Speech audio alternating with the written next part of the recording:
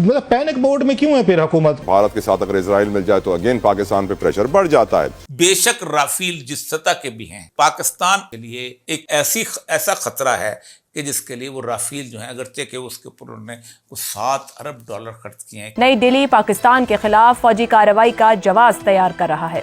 भारतीय तैयारे भी मकबूजा कश्मीर में पेट्रोलिंग करते नजर आए कि आधी रात को सपने आ रहे हैं कि राफेल आ गया, राफेल आ गया। आधी रात को उठकर प्रेस कॉन्फ्रेंस करने पड़ रहे हैं आपके INB मिनिस्टर को। जंग का मामला वजीर आजम शहबाज शरीफ किधर है? फ्रंट से लीड क्यों नहीं कर रहे? पाकिस्तान उस पूरे सिस्टम से अलहदा हो जाएगा। चोरी इसलिए है कि पाकिस्तान की तमाम अफवाज तो मगरबी सरहदों पे मसरूफ हैं। वहां पर एक हमारे 2 सूबों के अंदर खुदा न खास्ता दहशतगर्दी का एक बहुत बड़ा खतरा है इस वक्त। इसलिए कि हमें यकीन है कि हमारा पड़ोसी कहीं ना कहीं फिर वो बालाकोट की तर्ज पे कोई हमाकत ना कर दे। कहीं से अपीलें आ रही हैं कि जनाब बंदूकों को तेल लगा लें और जब बुलाया जाए तो बॉर्डरों पे पहुंच जाएं।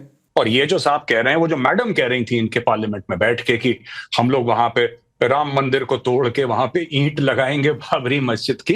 आपको पता है कहां पे राम मंदिर? आपको पता है राम मंदिर उत्तर प्रदेश में है। उत्तर प्रदेश में बच्चा पैदा होता है, माँ के पेट से हाथ में कट्टा लेके पैदा होता है। क्या बात कर रहे हैं साहब? आप यूपी में आ जाएंगे और यूपी वालों को धमकी देंगे आप? हमारा काम है धमकी देना दुनिया को।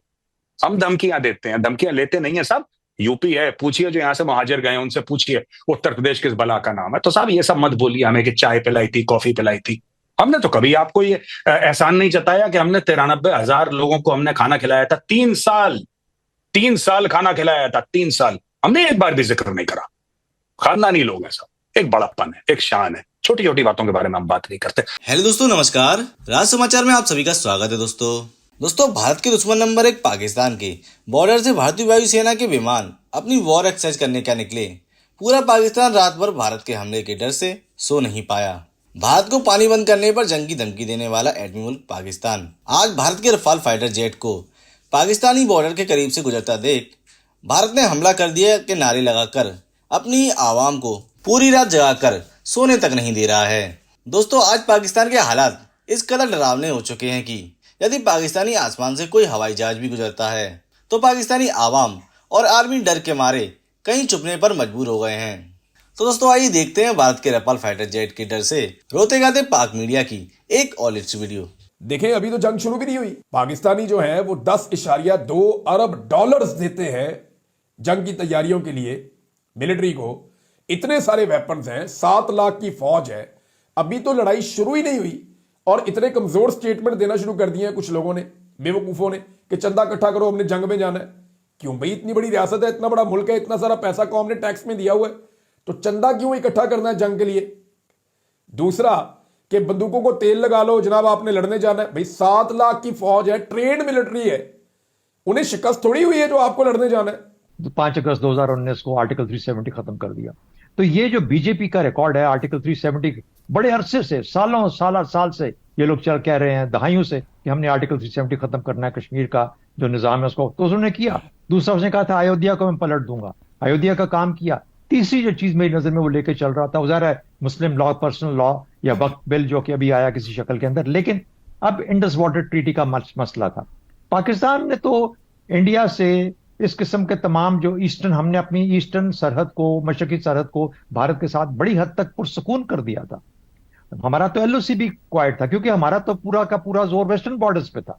लेकिन उन्होंने जब ये देखा कि यहां पर तो कोई मौका ऐसा नहीं आ रहा कि जिसमें वो इंडस वाटर ट्रीटी, जो कि वो ये वादा लेकर चला हुआ था अपने एजेंडा के मुताबिक, क्योंकि आप जंग शुरू तो कर सकते हैं, खत्म करने का कंट्रोल आपके पास नहीं होता।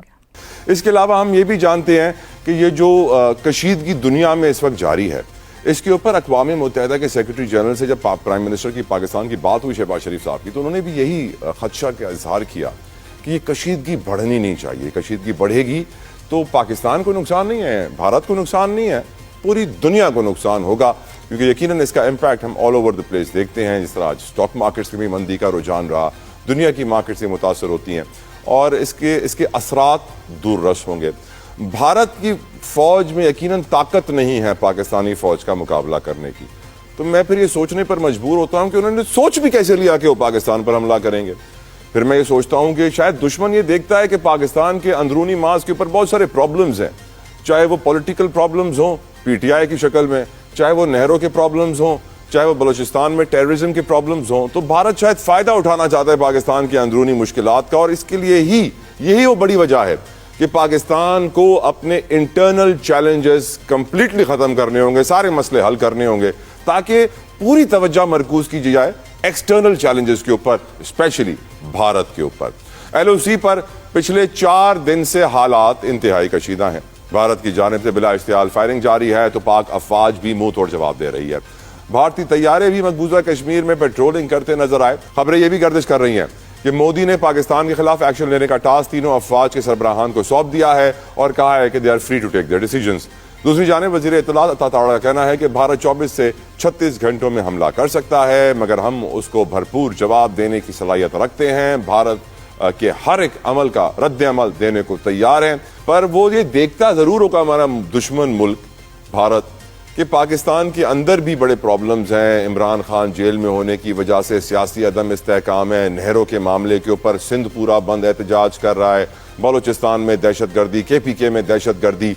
तो वो ये देखता होगा कि पाकिस्तान के जो अंदरूनी चैलेंजेस हैं वो बढ़ रहे हैं और उस मौके का फायदा उठाने की कोशिश कर रहा होगा। कि पाकिस्तान और भारत के दरमियान जंग का मतलब एटमी जंग है।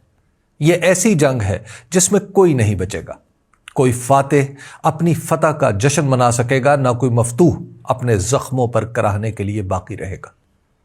आप लोगों में चंद ऐसे भी थे जो माकूल बात कर रहे थे, जंगी जनूनियों के सामने दलील पेश कर रहे थे, लेकिन अक्सरियत ने जो कुछ कहा और किया उसने दुनिया भर में सहाफियों का सर शर्म से झुका दिया। भारत के मेरे हमपेशा लोगों, दुनिया का हर सहाफी रेटिंग की दौड़ में शामिल है। आप लोग भी ऐसा ही कर रहे हैं, तो इसमें कोई मजायका नहीं।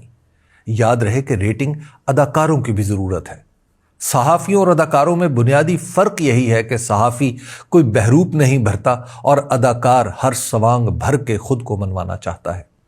आप लोगों के टीवी प्रोग्राम देखकर यूं मालूम हुआ कि सहाफियों किसी शक्लें बनाकर कुछ जुनूनी हैं जो सिर्फ खून बहाकर खुश होते हैं। आप लोग भारतीय रियासत को जो दरिंदगी रवा रखने के मशवरे दे रहे हैं, आप शायद जानते ही नहीं कि इनका अंजाम क्या होगा। पहले ही आपकी हुकूमत अक़लियतों के खिलाफ न सिर्फ इम्तियाजी कवानीन बना रही है, बल्कि इसकी खूनाशामी की लपेट में भारत के शहरी भी आ रहे हैं। घर में घुसकर मारना, मुल्क ख़त्म करना या इस तरह की लग़्व बातें सियासतदान तो चलिए करते ही रहते हैं, सहाफ़ियों की तो ये ज़ुबान नहीं होती। अगर ऐसी बात भी करना हो तो इसका ढंग होता है। पाकिस्तान और भारत का फ़ौजी तकाबुल कर लें, माजी की जंगों के नताइज देख लें और सबसे बड़ी बात, पाकिस्तान की एटमी सलाहियत का जायज़ा लेकर कोई नतीजा निकालें तो कुछ सहाफ़ियाना अंदाज पैदा हो जाता।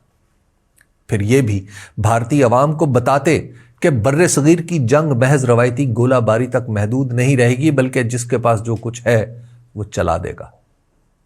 आपने तो कहना शुरू कर दिया कि इटली, अमेरिका और न जाने कौन कौन आपके साथ है।